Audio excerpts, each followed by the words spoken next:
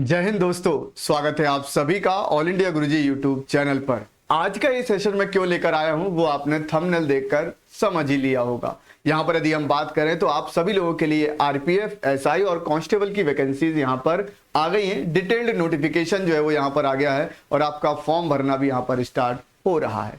लेकिन फॉर्म भरने के पहले आपको यह पता होना चाहिए कि इस बार आरपीएफ ने क्या कुछ बड़े बदलाव यहां पर किए हैं, वो बदलाव क्यों किए और उसका इंपैक्ट क्या होने वाला है वो आपको यहां पर पता होना चाहिए। इसके लिए मैं यहां पर ये सेशन लेकर आया हूं, तो आप पूरे सेशन को जरूर देखिए। और यदि आपने आरपीएफ कांस्टेबल और आरपीएफ एसआई का डिटेल्ड नोटिफिकेशन और बहुत सारी चीजें जो उसमें आई हैं और क्या आपको करना है क्या नहीं करना है ये आपने अभी तक नहीं देखा है तो हमारे चैनल ऑल इंडिया गुरुजी पर मैंने डिटेल्ड में वीडियो बनाया है, आप जाकर जरूर देख लेना। तो चलिए अभी हम बात करते हैं आरपीएफ कांस्टेबल में आखिर क्या कुछ यहां पर बदलाव किए गए हैं। तो जैसा कि आप लोग यहां पर जानते हो बेटा कि यहां पर आरपीएफ का क्या आया, नोटिफिकेशन आया है जो कि आरपीएफ 02/2024 यहां पर आया है। तो ध्यान दीजिएगा, इसमें सारी जानकारी दी है, डिटेल नोटिफिकेशन मैंने डिस्कस कर लिया है। ये जो नोटिफिकेशन है उसके तहत आपका 15 अप्रैल से फॉर्म भरना यहां पर बेटा स्टार्ट हो रहे हैं और 14 मई तक आप जो है वो क्या कर सकते हैं, रात को 12 बजे तक फॉर्म को भर सकते हैं। फॉर्म भरने में आपको सावधानी रखना है, उसका तरीका मैंने आपको बता दिया, क्या क्या सावधानी आपको रखनी है प्रीवियस सेशन में, और इसका पूरा मैं आपको तरीका भी बताऊंगा कि किस तरीके से आप फॉर्म भरेंगे एक एक कर। फिर भी कोई गलती आप करते हैं तो मॉडिफाई कर सकते हैं 15 मई से लेकर 24 मई तक। अब सबसे पहले हम बात करते हैं पहले बड़े बदलाव की। क्या बदलाव किया गया साहब? पहला बदलाव किया गया यहां पर एज क्राइटेरिया में। एज क्राइटेरिया अभी तक आरपीएफ कांस्टेबल के लिए 18 से 25 साल हुआ करता था। मतलब आपकी उम्र मिनिमम 18 साल और मैक्सिमम 25 साल होना चाहिए जनरल वालों के लिए, और फिर बाकी फिर जो रिजर्वेशन है उसके अकॉर्डिंग। इस बार कोविड के कारण क्या कर दिया गया, यहां पर एज बढ़ाकर मिनिमम 18 और मैक्सिमम 28 साल कर दी गई है। मतलब +3 इयर्स का सबको एज रिलैक्सेशन मिल रहा है। कोविड के कारण, कोविड टाइम पीरियड के कारण जो है वो आपको यहां पर ये रिलैक्सेशन दिया जा रहा है, इसको आप ध्यान रखना। तो ये पहला चेंज है और बहुत बढ़िया चेंज है, बहुत सारे बच्चे इसमें एंटर कर जाएंगे, ठीक है, ध्यान रखिएगा। बाकी आपका जो रिजर्वेशन है वैसे ही मिलेगा, 5 साल का एससी एसटी के लिए, ओबीसी के लिए 3 साल का रिजर्वेशन आपको मिलेगा। अब आप एक और चीज यहां पर देखेगा, यहां पर इनिशियल पे जो है वो कितना 21,700, इसमें आपका भत्ता जोड़कर आपकी पेमेंट बहुत बढ़िया बन जाती है। 4,208 वैकेंसी के लिए नोटिफिकेशन जनरेट किया गया है। ये वैकेंसी बढ़ भी सकती है और घट भी सकती है, आरपीएफ ने पहले ही कह दिया, जिसमें कोई दिक्कत ना हो आगे चलकर। अभी तक हम ये देखते आए हैं कि आरपीएफ की जब भी वैकेंसीज आती थी तो उसमें जोन वाइज डिवाइड रहता था कि ईस्टर्न जोन में इतनी है, साउथ जोन में इतनी है, सेंट्रल जोन में इतनी है, वेस्ट सेंट्रल जोन में इतनी है, इस तरीके से वैकेंसीज आती थी।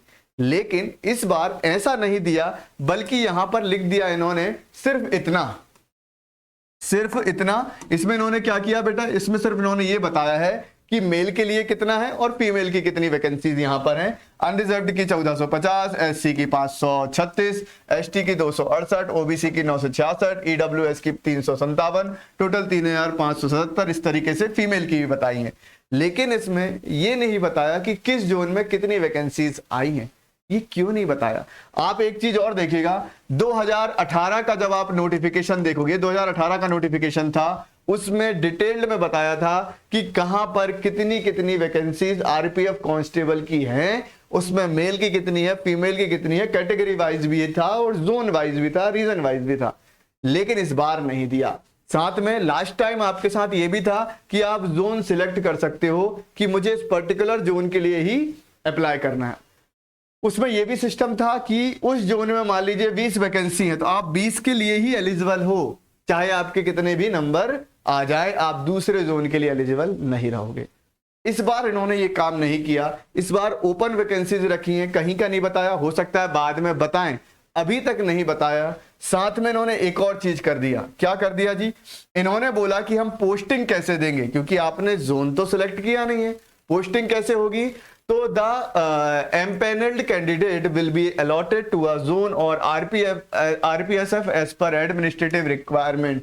इनका कहना है कि एडमिनिस्ट्रेटिव रिक्वायरमेंट के अकॉर्डिंग आपकी पोस्टिंग करी जाएगी।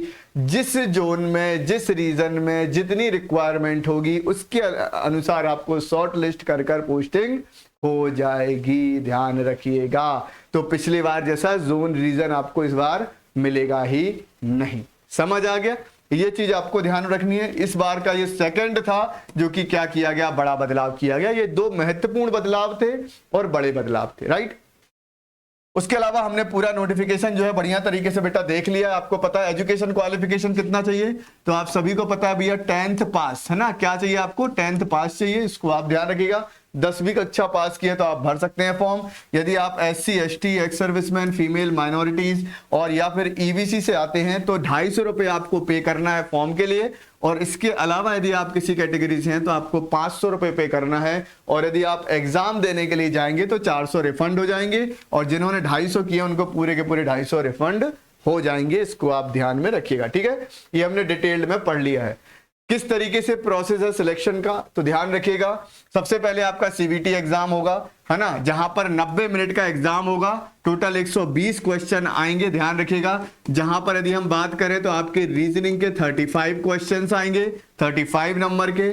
मैथ्स या अरिथमेटिक यदि हम कहेंगे तो इसके 35 क्वेश्चन आएंगे, 35 नंबर के। और जीके जीएस के जो आपके क्वेश्चन आने वाले हैं बेटा वो 50 क्वेश्चन आने वाले हैं, 50 नंबर के। ये इसके अंतर्गत चीजें आएंगी, ठीक है। इसमें भी एक चीज है, यदि आप सही क्वेश्चन का आंसर करते हो तो 1 नंबर मिलेगा, और यदि गलत करते हो तो 1/3 की नेगेटिव मार्किंग आपको दी गई है, ठीक है। नेगेटिव मार्किंग कितनी है, 1/3 की नेगेटिव मार्किंग है, ध्यान रखिएगा। उसके बाद आपका फिजिकल एफिशिएंसी टेस्ट होगा और फिर डॉक्यूमेंट वेरिफिकेशन आपका होगा। फिजिकल एफिशिएंसी में आप कब जाओगे, जब आप CBT में शॉर्ट लिस्ट होंगे।